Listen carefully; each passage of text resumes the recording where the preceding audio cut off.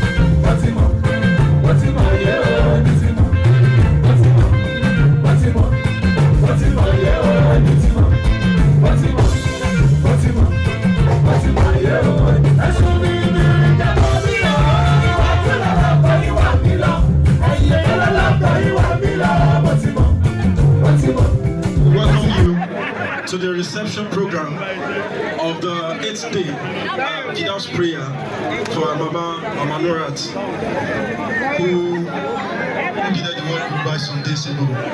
Okay, we are going to have some good time here. As you can see, we have some beautiful and handsome faces. On the wheels of steels is DJ Kamal, and beautiful music shall be provided by the one and only world famous Aristo's Band. Ladies and gentlemen, please celebrate Aristo's Band. Aristo's Band. Kilo Shalagogo. Kilo Shalagogo.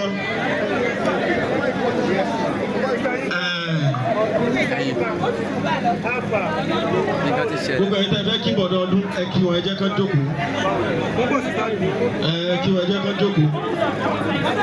Àwọn bí ó wà kí lórí ìjókòó ẹ bá wọn rí.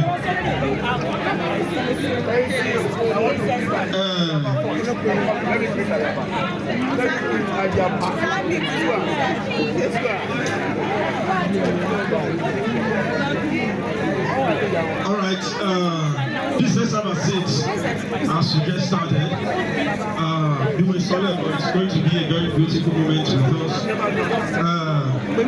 In the house with us, you already know, is the tallest man in the building, the one and only Odunlade Adekola, a thespian true and true. Is he here with us?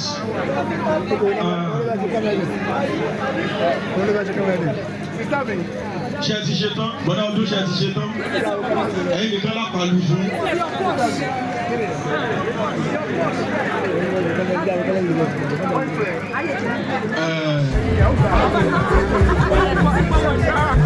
DJ Kamal, ọ̀rọ̀ ṣáàbí lórí kékeré tó kọ́ra wálé tí kò má lọ.